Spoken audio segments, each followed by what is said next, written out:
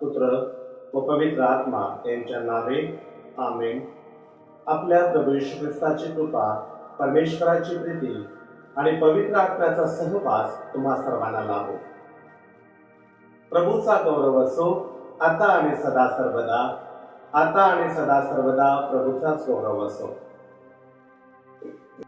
माझ्या प्रिय बंधू भगिनींनो, प्रभू येशू ख्रिस्ताची शिकवण प्रेम, दया, क्षमा, शांती आहे. आपल्या सर्वांना प्रभू येशू ख्रिस्त एकोप्याने, प्रेमाने, समेटाने राहण्याचं आमंत्रण देतो. आपण कितीही देवावरती विश्वास ठेवणारे असूया किंवा देवभिरू असू द्या, परंतु आपलं शत्रुत्व कुठे ना कुठे कुणाशी होतं म्हणजे होतच. अनेक लोक आपले शत्रू बनतात. एखादं कुटुंब असेल आणि या कुटुंबामध्ये आपण बघतो पती पत्नीमध्ये मतभेद होतात, शत्रुत्व निर्माण होतं, एकमेकांचे विरोधक ते बनतात. आई वडिलांच्या विरोधात मुलं जातात किंवा मुलांच्या विरोधात आई वडील जातात. भाऊ बहीणमध्ये आणि नातेवाईकांमध्ये देखील वैर निर्माण होतं. ज्या ठिकाणी आपण काम करतो त्या ठिकाणी आपल्या अधिकाऱ्याशी देखील आपले मतभेद होतात किंवा आपलं शत्रुत्व निर्माण होतं. राजकीय क्षेत्रामध्ये देखील आपल्याला हीच परिस्थिती दिसून येते. जशी सर्व ठिकाणी ही परिस्थिती दिसून येते त्याप्रमाणे धार्मिक क्षेत्रामध्ये देखील आहे. माझ्या प्रिय बंधू भगिनींनो, हा अनुभव आपल्या सगळ्यांचा आहे. परंतु आपण जर खरोखरच याच्यावरती मनन चिंतन जर केलं, ज्या वेळेस शत्रुत्व निर्माण झालं त्यावेळेस खरोखरच आपल्याला मानसिक शांतता लाभते का? त्या दिवशी आपण किती अस्वस्थ होत असतो. हे दिवसभरामध्ये घडलेलं आहे. शत्रुत्व होण्यासाठी जे कारण निर्माण झालेलं आहे तेच आपल्याला वारंवार आठवतं आणि आपण बेचैन होतो, अस्वस्थ होऊन जातो, कशात मन लागत नाही. आपल्याला असं वाटतं की मी माझा भाऊ आणि माझी बहीण गमावलेली आहे. जर आपला प्रभू येशू ख्रिस्तावरती विश्वास असेल, देवाविषयीची भीती आपल्या मनामध्ये असेल, तर आपल्याला वाटतं की आपला भाऊ आपण गमावू नये, आपली बहीण आपण गमावू नये. प्रभू येशू ख्रिस्ताचा हा संदेश आज आपल्यापर्यंत पोहोचत आहे. हे जीवन जगत असताना कितीही शत्रू तुमचे होऊ द्या, ते सर्व ख्रिस्तामध्ये आपले बहीण भाऊ आहे. ही हरवलेले मेंढर कळपात आणणं आपलं प्रत्येकाचं कर्तव्य आहे. माझ्या प्रिय बंधू भगिनींनो, प्रभू येशू ख्रिस्त आज आपल्याला या शत्रुत्वावरती विजय मिळवण्यासाठी मार्ग दाखवत आहे. काही पायऱ्या त्याने आपल्याला सांगितलेल्या आहेत. या पायऱ्यामधून तुम्ही जा. कदाचित पहिल्या पायरीमध्ये तुम्ही अपयशी होताल, दुसऱ्या होताल, तिसऱ्या होताल, पण कधी ना कधी तुमचा भाऊ तुम्ही मिळवणार म्हणजे मिळवणारच. आणि ते शक्य झालं नाही तर प्रभू येशू ख्रिस्त सांगत आहे, मग पुढे तुम्ही काय करायचं? प्रभू म्हणत आहे, जर तुझ्या भावाने तुझा अपराध केला तर तू काय करावं? सुरुवातीला आपण स्वतः विचार करायचा आहे की हा खरोखरच अपराध आहे की तात्विक मतभेद आहे. तात्विक मतभेद असणं म्हणजे भांडण नव्हे, शत्रुत्व नव्हे. त्यामध्ये आपण आपली चूक देखील मान्य करू शकतो आणि हे मतभेद मिटवू शकतो. परंतु शत्रुत्व म्हणजे काय आहे? शत्रुत्व म्हणजे त्या ठिकाणी माणसा माणसातील संबंध तुटला जातो. ती व्यक्ती आपल्याला नकोशी वाटायला लागते. त्या व्यक्तीचं नाव घेतल्यानंतर द्वेष, मत्सर, हेवा, राग आपल्या मनामध्ये जागृत होतात. माझ्या प्रिय बंधू भगिनींनो, म्हणून खरोखरच हे शत्रुत्व आहे की मतभेद आहे हे पहिलं आपण शोधलं पाहिजे. माणसाचं शत्रुत्व कोणाशी झाल्यानंतर त्याचा परिणाम म्हणून आपल्या जीवनामध्ये आपल्याला शारीरिक इजा होते, मानसिक इजा होते. पती पत्नी मधलं भांडण जर विकोपास गेलं तर पती किंवा पत्नी मनोरुग्ण झालेले आपल्याला दिसून येतात, तर कोणी आत्महत्या केलेलं आपल्याला दिसतं. घरातून निघून गेलेला मुलगा तो जीवाचं काही बरं वाईट करतो किंवा त्याचं आयुष्य हे उद्ध्वस्त होऊन जातं. भावाभावामध्ये जर भांडण झाले तर पूर्ण जीवनभर कोणी कोणाशी बोलत नाही. मानसिक आणि शारीरिक त्रास. एकदा माणसाचं शत्रुत्व झालं की टप्प्याटप्प्याने आपल्याला त्या शत्रुत्वाची आठवण येत राहते आणि जो पूर्वी त्रास झालेला आहे तो त्रास वर्तमान काळामध्ये देखील होतो. प्रभू परमेश्वर म्हणतो, या तुझ्या भावाच्या अपराधाकडे तू दुर्लक्ष करू नकोस, तू त्याचा शोध घे. तो तुला सोडून गेलेला असेल, कदाचित तो तुझ्या नजरेसमोर येत नसेल, तरी तू त्याचा शोध घे. तो तुझा भाऊ आहे, ती तुझी बहीण आहे. आपण सर्व ख्रिस्ताच्या शरीराचे अवयव आहोत. आपल्या भावाला सोडून, आपल्या बहिणीला सोडून आपण कसं जीवन जगू शकतो? खरंच मानसिक शांतता आपल्याला मिळेल काय? तुझा प्रयत्न असू दे की तुझ्या भावाने जर काही अपराध केला तर समेट करण्याचा विचार सर्वप्रथम तुझ्या मनामध्ये येऊ दे.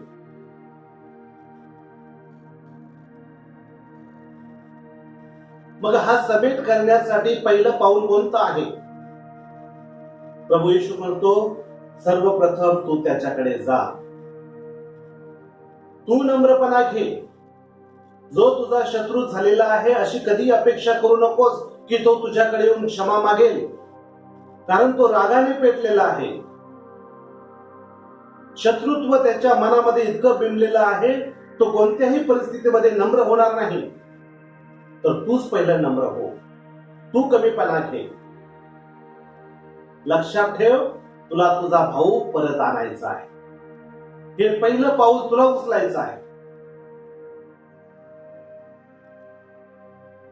मग ह्या तुझ्या भावाला तुला परत आणायचं असेल तर सर्वप्रथम तू त्याला एकांतात भेट. जा त्याच्या घरी किंवा त्याला तुझ्या घरी बोलव. त्याच्याशी तू शांतपणे चर्चा कर. तो कुठे चुकत आहे, त्याचा अपराध काय झालेला आहे, त्याला तू समजून सांगण्याचा प्रयत्न कर. बोलण्यात आणि तुझ्या वागण्यामध्ये प्रेमळपणा असू दे. त्याला त्याचा अपराध दाखवत असताना तुला जर कळलं की तू देखील अपराधी आहे, लगेच क्षमा माग. परंतु या शत्रुत्वामध्ये तूच खरा आहेस, तूच सत्य आहेस हे स्वतःच्या खुशालकीचं प्रदर्शन त्या ठिकाणी करू नकोस. तुला नम्र व्हायचं आहे, तुला तुझा भाऊ मिळवायचा आहे, म्हणून त्याला आपलंसं करून घेण्यासाठी तुला जितकं त्याच्या जवळ जाता येईल आणि जितकं त्याला आपलंसं करून घेता येईल तेवढं तू ते कर. जर तुझ्या भावाने तुझं हे ऐकलं, तुझी ही श्रद्धा बघून, तुझं हे प्रेम बघून त्याने तुझं मान्य केलं, तर तू तुझा भाऊ मिळवला आहेस. आनंद कर. आपल्याला माणसांची भीती नको, आपल्याला देवाची भीती असली पाहिजे. बऱ्याच वेळेस जी काही भांडणं होतात, शत्रुत्व निर्माण होतात, व्यक्तिगत रूपाने आपण जर त्या व्यक्तीकडे गेलो आणि समेट घडून आणण्याचा प्रयत्न केला तर ते शत्रुत्व त्याच ठिकाणी मिटत असतं. काही वेळेस माणसाचा राग हा अनावर झालेला असतो. मग अशा वेळेस आपण काय करावं? जर एकांतामध्ये देखील त्याने तुझं ऐकलं नाही तर मग काय करशील? प्रभू येशू सांगतो, तू तुझ्या बरोबर आणखी एका दोघास घे. जे प्रतिष्ठित आहेत त्यांना तू तुझ्या बरोबर घे आणि तू त्यांच्याकडे जा. त्याला समजू दे, आम्ही तुझ्यावरती खूप प्रेम करत आहोत, तू आम्हाला हवासा आहे, तू आमच्यामध्ये नसल्या कारणाने आम्ही अस्वस्थ झालेलो आहोत, तू परत ये. त्याला त्याची चूक समजून सांगण्याचा प्रयत्न केला पाहिजे.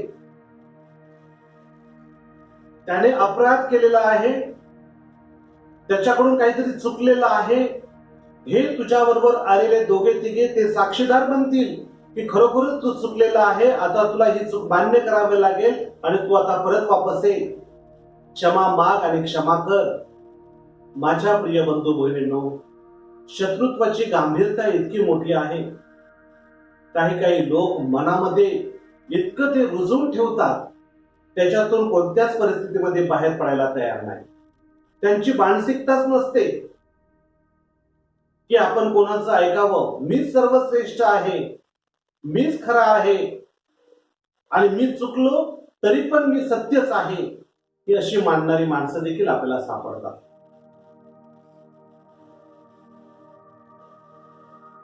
प्रभू परमेश्वर म्हणतो, या दोघा तिघांना तू त्याच्याकडे घेऊन गेल्यानंतर तरी जरी त्यांनी ऐकलं नाही, मग काय करशील आता? तर मग तो मंडळीला कळव, ख्रिस्त सभेला तो कळव. आणि जर त्याने धर्मगुरूचं देखील ऐकलं नाही, चर्चमध्ये असलेल्या सभासदांचं जरी ऐकलं नाही, धर्माची शिकवणूक देखील त्यांनी मान्य केली नाही, त्याला धर्मगुरूकडे नेल्यानंतर धर्मगुरू त्याला धर्माचं तत्व सांगतील. जे काही चांगलं आहे ते त्याला समजून सांगण्याचा प्रयत्न करतील. त्याच्या ठाई परमेश्वराची इच्छा काय आहे ते समजून सांगण्याचा प्रयत्न करतील. जर त्याने धर्मगुरूचं देखील ऐकलं नाही, जर त्याने धार्मिक शिकवण कोणती आहे हे मान्य केलं नाही, तर तो तुम्हाला जकातदार आणि परराष्ट्रीयासारखा व्हावा. म्हणजेच मग तुम्ही त्याला त्याच्या कर्मावरती सोडून द्या. परंतु हे करत असताना ते आपल्या भावाच्या विरुद्ध आपल्या मनामध्ये तू वैर करू नकोस, राग मानू नकोस. मत्तईचं शुभवर्तमान अध्याय 16 वचन 19 मध्ये सांगितलेलं आहे, जे काही तू पृथ्वीवर बांधशील ते स्वर्गात बांधलं जाईल आणि जे काही तू पृथ्वीवरती मोकळं करशील ते स्वर्गात देखील मोकळं केलं जाईल. इतका प्रयत्न करून देखील तुझा भाऊ तुझ्याकडे परत येत नाही, तर मग शेवटी परमेश्वरच त्याचा न्याय करेल. तू त्याच्यासाठी प्रार्थना करायचं थांबू नको. प्रार्थनेचं किती सामर्थ्य आहे त्याच्याविषयी देखील प्रभू परमेश्वर आपल्याला सांगतो. बऱ्याच वेळेस आपले बहीण भाऊ म्हणतात, मी एकटा प्रार्थना करतो, माझी प्रार्थना प्रभू परमेश्वर ऐकतो. नक्कीच ऐकतो, परंतु सामुदायिक प्रार्थनेमध्ये किती सामर्थ्य आहे ते प्रभू येशू ख्रिस्त आज आपल्याला समजून सांगत आहे.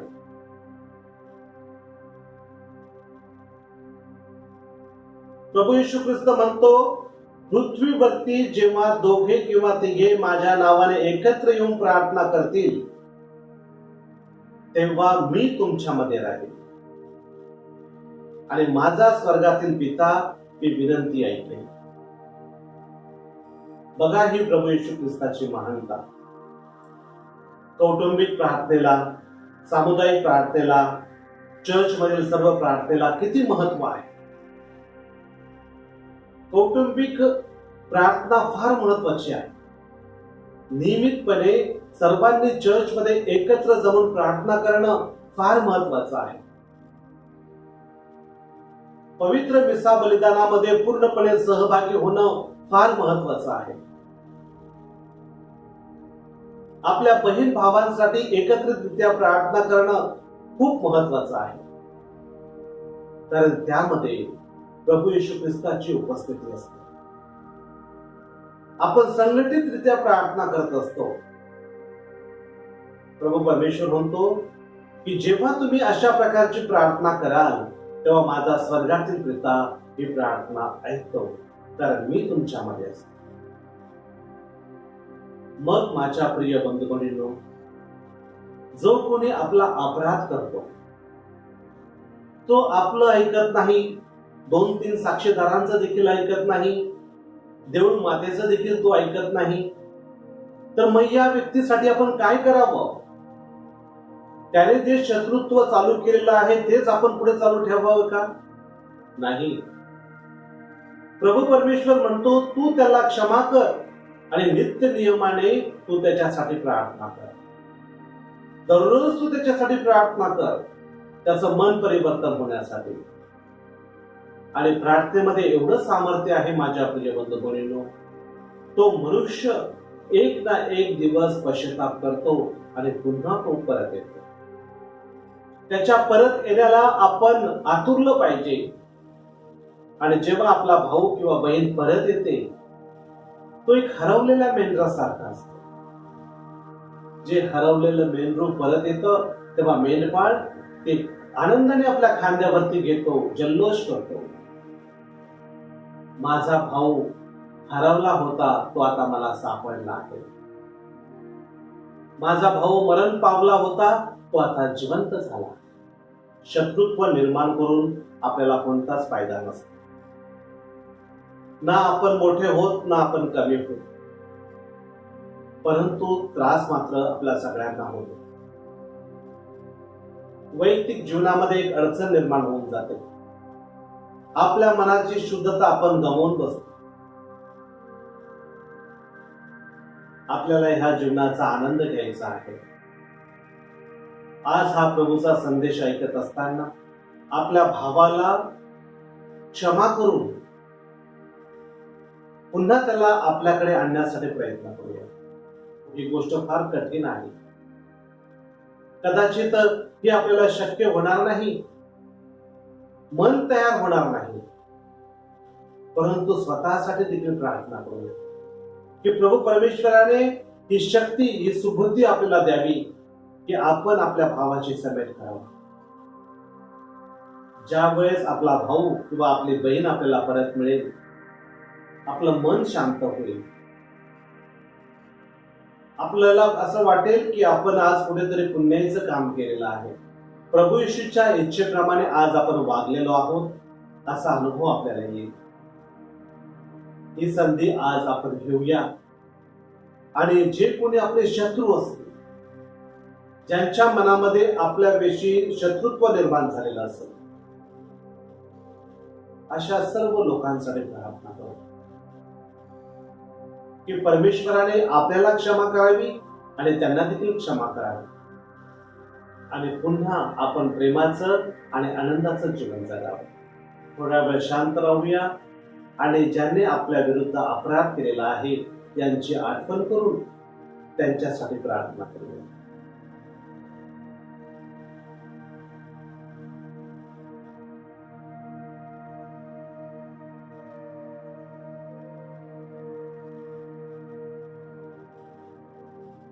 प्रभू तुम्हा बरोबर असो.